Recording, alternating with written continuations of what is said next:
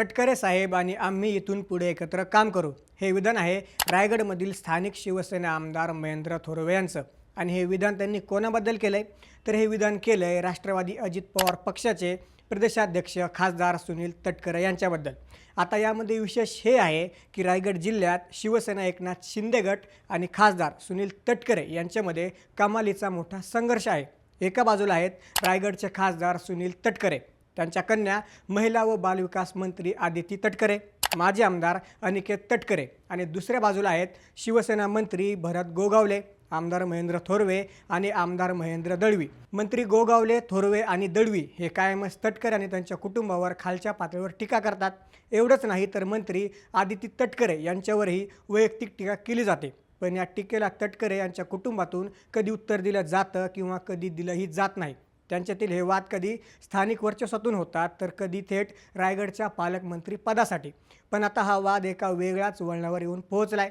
रायगड जिल्ह्यातील म्हसळा आणि खोपोली या ठिकाणी काही सार्वजनिक कार्यक्रम पार पडले, जिथे खासदार सुनील तटकरे आणि आमदार महेंद्र थोरवे एकाच व्यासपीठावर दिसले. यावेळी भाषणावेळी थोरवेंनी चक्क सुनील तटकरेंचं तोंड भरून कौतुक केलं. अगदी तटकरे साहेब असा थेट उल्लेख करत तटकरे साहेब आणि आम्ही इथून पुढे एकत्र काम करू असंही ते म्हणाले. इतका टोकाचा संघर्ष असताना थोरवे अचानक मवाळ का झाले? नक्की काय घडतंय रायगडच्या राजकारणात? शिवसेना नक्की कशामुळं तटकरेंसोबत जुळवून घेतेय? थोरवेंच्या तटकरे साहेब या विधानाचा नक्की अर्थ काय? हे सर्व आपण या व्हिडिओच्या माध्यमातून जाणून घेणार आहोत. नमस्कार, मी महेश आणि तुम्ही पाहताय थोडक्यात. रायगडचं राजकारण जर पाहिलं तर आपल्याला एक गोष्ट प्रकर्षानं जाणवती, ती म्हणजे येथील संघर्षाची धार. जिल्ह्यात शिवसेनेचे म्हणजेच शिंदे गटाचे भरत गोगावले, महेंद्र थोरवे आणि महेंद्र दळवी हे तीन अत्यंत आक्रमक आमदार आहेत. दुसरीकडे राष्ट्रवादी काँग्रेसचा बालेकिल्ला सांभाळणारे प्रदेशाध्यक्ष सुनील तटकरे आणि त्यांच्या कन्या मंत्री आदिती तटकरे आहेत. या दोन्ही गटात गेल्या अनेक वर्षांपासून तू मे सुरू आहे. स्थानिक पातळीवर वर्चस्व गाजवण्यावरून असो किंवा विकास कामांच्या श्रेयवादावरून हे दोन्ही गट एकमेकांसमोर शड्डू ठोकून उभे असतात. विशेषतः आदिती तटकरे जेव्हा महाविकास आघाडीच्या काळात पालकमंत्री होत्या तेव्हा या शिवसेना आमदारांनी उघडपणे नाराजी व्यक्त केली होती, कारण एकनाथ शिंदेंच्या उठावात या आमदारांनी शिंदेंना साथ दिली होती.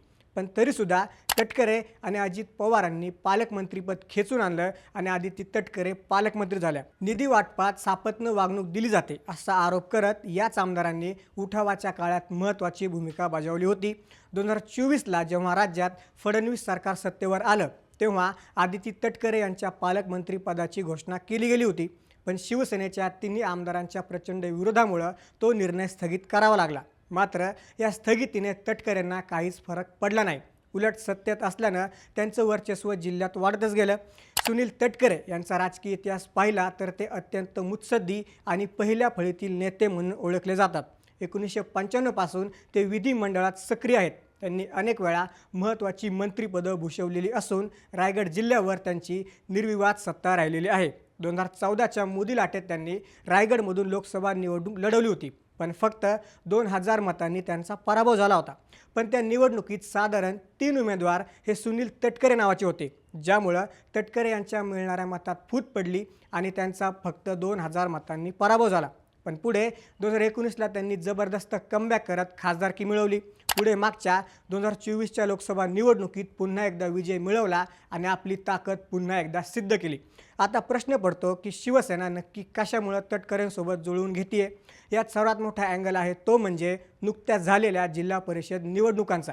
या निवडणुकांमध्ये शिवसेनेला सर्वाधिक जागा मिळाल्या होत्या, त्यापाठोपाठ राष्ट्रवादी आणि भाजपला मिळाल्या होत्या. पण सत्ता स्थापनेवेळी शिवसेनेच्या या तिन्ही आमदारांनी आडमुठी भूमिका घेतली. अध्यक्षपद आम्हालाच मिळायला हवं अशी भूमिका शिवसेनेनं घेतली आणि सुनील तटकरेंना बाजूला करून भाजपसोबत सत्ता स्थापनेचा प्रयत्न केला. पण ऐनवेळी भाजप आणि सुनील तटकरे यांनी हातमिळवणी केली आणि सर्वाधिक जागा असूनही शिवसेनेला सत्तेपासून दूर राहावं लागलं.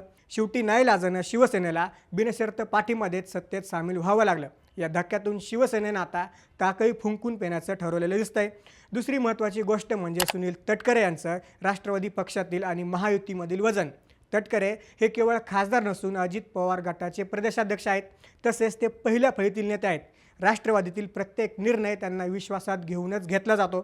सध्या आदिती तटकरे यांच्याकडे पालकमंत्रीपद नसलं तरी त्यांचं राजकीय वजन कमी झालेलं नाही. उलट जिल्ह्यातील प्रत्येक सरकारी निर्णयात त्यांचा शब्द अंतिम मानला जातो.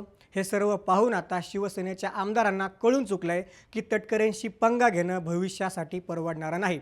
आता यात सर्वात महत्त्वाचा भाग म्हणजे उपमुख्यमंत्री एकनाथ शिंदे यांनी दिलेली समज.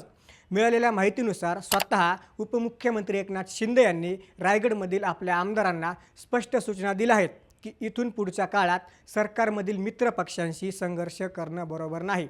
महायुतीचं सरकार राज्यात उत्तम काम करत असताना जिल्ह्याच्या पातळीवर असा संघर्ष होणं ही सरकारची प्रतिमा मलिन करणारं ठरू शकतं. आगामी विधानसभा निवडणुका लक्षात घेता जर महायुतीमध्ये फूट पडली तर त्याचा फायदा थेट विरोधकांना होऊ शकतो.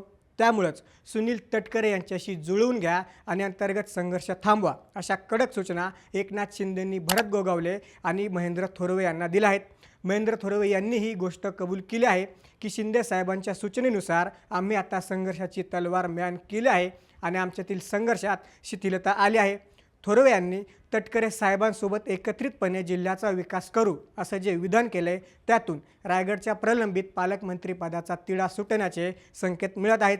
जर शिवसेनेनं तटकरेंसोबत जुळवून घेतलं तर जिल्ह्याला लवकरच पूर्णवेळ पालकमंत्री मिळू शकतो. सर्वाधिक जागा असूनही जिल्हा परिषदेत सत्तेपासून दूर राहण्याची वेळ आल्यामुळं आता तटकरेंसोबत मैत्री करणं हाच एकमेव पर्याय शिवसेनेसमोर उरला आहे. मात्र हे मनोमिलन केवळ वरवरचं आहे की मनापासून हे येणारा काळच ठरवेल. कारण राजकारणात कोणी कोणाचा कायमचा शत्रू नसतो. थोरवेंनी साथ तर घातली आहे, पण त्याला तटकरे कशा प्रकारे प्रतिसाद देतात हे पाहणं महत्त्वाचं ठरेल. जर हा वाद खऱ्या अर्थाने मिटला तर रायगडच्या रखडलेल्या विकास कामांना गती मिळेल हे मात्र निश्चित. पण या मैत्रीमुळे शिवसेनेच्या तळागाळातील कार्यकर्त्यांमध्ये जी अस्वस्थता आहे ती एकनाथ शिंदे कशी दूर करणार हे पाहणं सुद्धा रंजक ठरणार आहे. रायगडच्या या राजकीय वळणाबद्दल तुम्हाला काय वाटतं? शिवसेना आणि तटकरे यांची ही नवी मैत्री जिल्ह्याला नक्की कोणत्या दिशेने घेऊन जाईल? आम्हाला कमेंट्समध्ये नक्की सांगा. अशाच राजकीय घडामोडी जाणून घेण्यासाठी थोडक्यात नक्की सबस्क्राईब करा.